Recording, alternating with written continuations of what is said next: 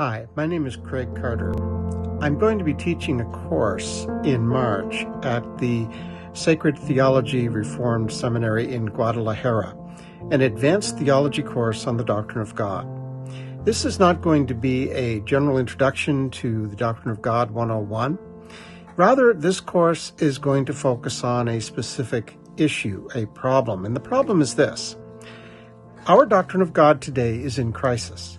There are many ways in which the Reformed confessional doctrine of God that we find in the Second London Confession or in the Westminster Confession of Faith, where this doctrine of God has become almost unintelligible in many ways to modern people.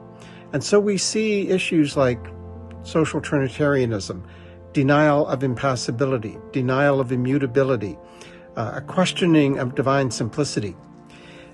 Much of what's going on in the contemporary world, both liberal and conservative today, I suggest is going on, that the crisis is happening because the confessions were written within the context of a classical realist metaphysics, a understanding of reality that had been in place and been growing and developing for over 1,000 years by the time of the confessions.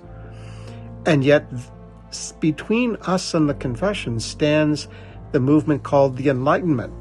And in the Enlightenment, philosophers went back to the pre-Christian pagan philosophies of ancient Greece and Rome and began to draw from those philosophies certain metaphysical ideas that are not consistent with the classical realist metaphysics that the confessions presuppose. And so what we are doing is we are trying to interpret the confession today without being aware of the metaphysical assumptions that we're making, which are at odds with the assumptions that were taken for granted by the writers of the confession.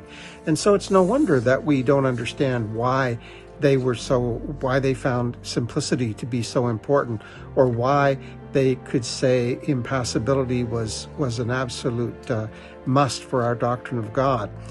And so what I want to do in this course is to investigate some key ideas in the sections of the doctrine of God, some key parts of it, and show the difference between the classical metaphysics and the modern metaphysical assumptions that people are making.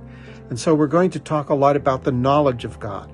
How do we get knowledge of God? General revelation, special revelation, natural theology, revealed theology, and the role of faith and reason in doing theology. We will be careful to define theology and define metaphysics, and we will be careful to define several different kinds of knowledge of God: saving knowledge of God, non-saving knowledge of God, vague and undifferentiated knowledge of God, clear and distinct knowledge of God. And we will talk about how our biblical understanding of God works in harmony with our reason so that we can see the doctrine of God in both a philosophical and a theological sense and how they work together.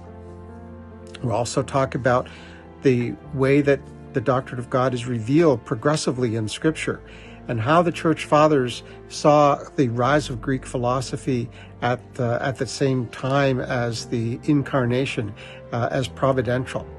We're going to talk about God in creation and how our metaphysics affects our understanding of creation and providence.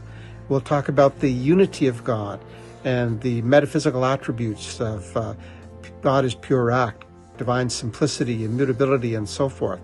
And then we'll talk about the role that metaphysical ideas play in our doctrine of the Trinity, and why it's important to understand something about being, and in order to understand the point of Nicaea. So I would invite you to join us at the Reformed Baptist Church of Guadalajara from March 25th to 29th. And if you're interested in learning more about how you can learn how you can understand the crises in the modern doctrine of God in the light of the metaphysics that has informed our confessions, then I look forward to spending a week with you at that time. Hope to see you there.